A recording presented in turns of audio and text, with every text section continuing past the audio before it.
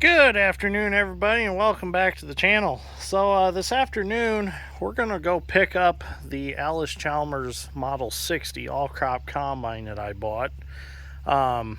This is the last thing I'm buying for a while. The corn shellers and the combine. The corn shellers were kind of just kind of happened. They just popped up. I didn't intend on buying them, but they popped up, and I thought, you know what, I better buy them, because if I don't, I'll probably never see ones as nice as the ones that I got. So I ended up buying those. Well, the combine I had spoke for before I had found the corn shellers. I just had to wait until the owner of it could come down and meet with me so I could go get it. So anyways, we got the 2940 loaded on the Big Tex. What the idea is the combine is too wide to back up on the trailer. So what we're going to do is, since it's not too far away, we're going to haul the 2940 there. I'm going to hook the combine to it, pull it out of the building. We'll get the tires aired up. Hopefully the tires are good. I forgot to inspect the tires while I was there looking at it.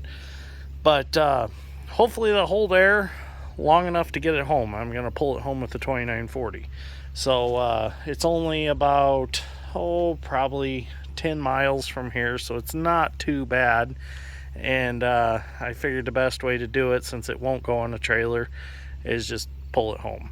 So otherwise we'd have to try to lift it up and get it up on the trailer and mess around, and I think that would get too involved. So being as it's only that far away, we'll just pull it. So Dad's strength's like, we should have took my H, because they'll go like 21 miles an hour. I'm like, well, I never thought about that, but the 2940's here, and I just unhooked it off the Batwing and drove it up on the trailer. So I got some tools, chainsaw in case we need to nip some tree limbs off to get it out from where it's at. It's actually sitting in a building, but the path to get to the building is kind of narrow, so we might have to trim some trees in order to stay out of the corn.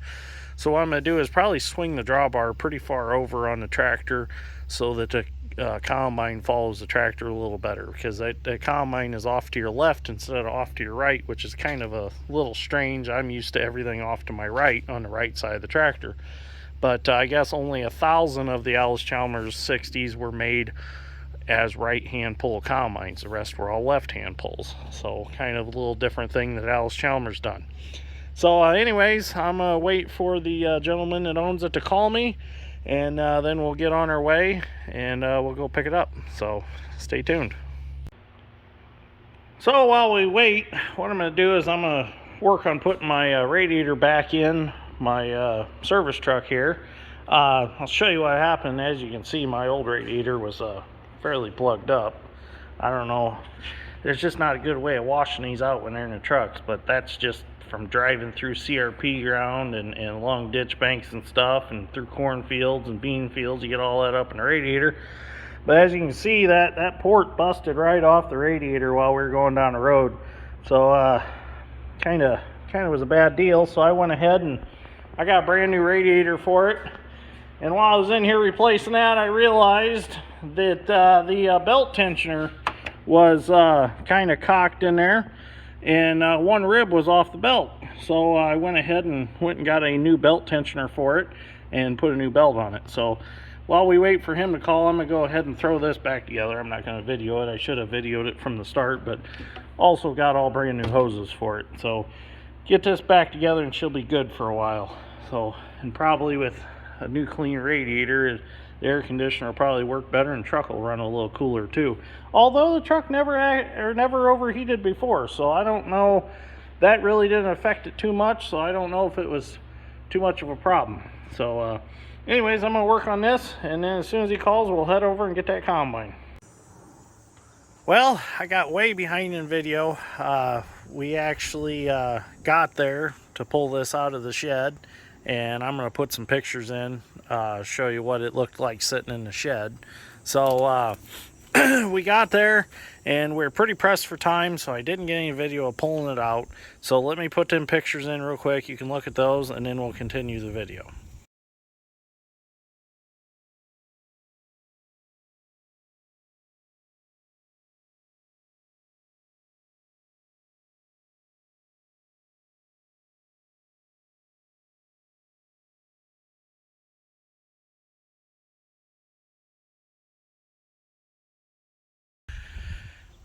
Okay, so you've seen the pictures of what we were dealing with. It was pretty packed in this building, and the tires were flat, so I aired up the tires. The tires took air. We started pulling it out of the shed with the 2940 here and moved it about a foot, and one tire blew out.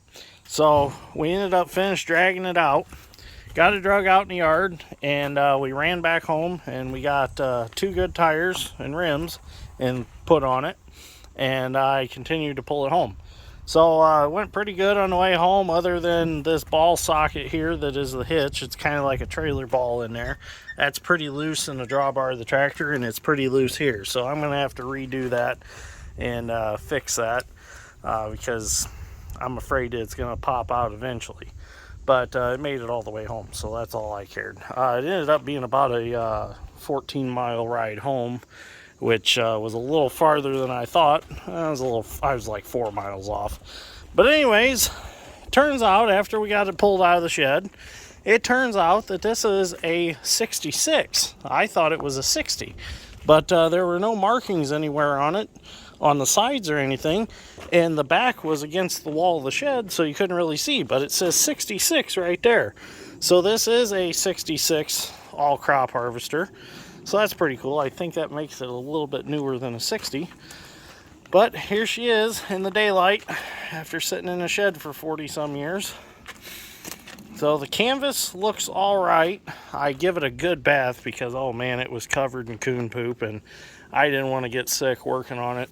You know, the coon poop dust and stuff like that, that's bad for you. So I went ahead and I cleaned it all off. I give it a good bath with the pressure washer. I hated to, but I'd rather go through and grease everything real good, oil everything back up, than to worry about getting a respiratory infection from, you know, the coon poop, because that's bad stuff. So don't mess with it. So anyways, there's a few things that are going to need fixed before we even try to run it. There's a chain off the one elevator at the top. The cool thing is this has got a weed seed collector up there. That little shelf you set a burlap bag in, and that collects weed seed out of the field and puts it in a bag. So that's pretty cool. But there's some idlers, some belt tensioner idlers. There's one back here that's in pretty bad shape. You can see it's all cocked. We're gonna have to fix that before we do anything. This one is not quite right. We're gonna have to do something with that. So, and then there's a few pieces of sheet metal that need straightened out. But other than that, it's pretty good shape. Cool thing is the reel drives off of this wheel.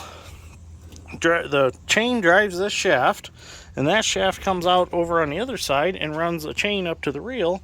So the faster you go, the faster the reel turns. The slower you go, the slower the reel turns. So that's pretty cool. Unloading auger's a little bit short, but I'll have to use my little flare box wagon that I just got to unload into. A lot of cool things on this. I like this wooden toolbox. That's pretty neat.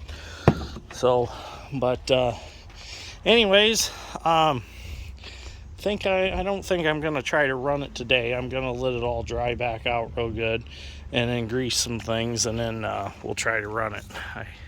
I don't really want to run it with the water running out of it like it is right now. I'm gonna let it all drain out real good. Plus I got some other things I got to get to, but I wanted to get it cleaned up before it just sat here covered in coon poop and bird poop and all that. So I think it's going to be a pretty cool addition to our fleet of vintage equipment. I think this is going to go behind the 620 really well. I just used the 2940 to pull it home just because the 2940 was already out and about, and I got the 620 tucked away in the shed. So I thought, well, I'll just grab the 2940, drive it up on the trailer, and take it. So, but I think its main source of power is going to be the 620, or the 720, I suppose, would work too. But I guess if you got real wet conditions, you could use the MC, but I don't think, if a tractor won't go to the combine, probably won't pull behind it in that wet of conditions. So probably just stick to the 620. Plus the drawbar is a little higher. I think the MC would be a little bit too low for it, and the style of drawbar that's on the MC would not work very well with this style of hitch. So in fact, I don't think it would work at all. I'd have to do something different there. But as far as it looks right now, this is going to be behind the 620 or the 720, or I could put it behind the 50A when I get it put back together. So there's nothing hydraulic on this, so I don't even need a tractor with hydraulic. The head up and down is manual with this lever here.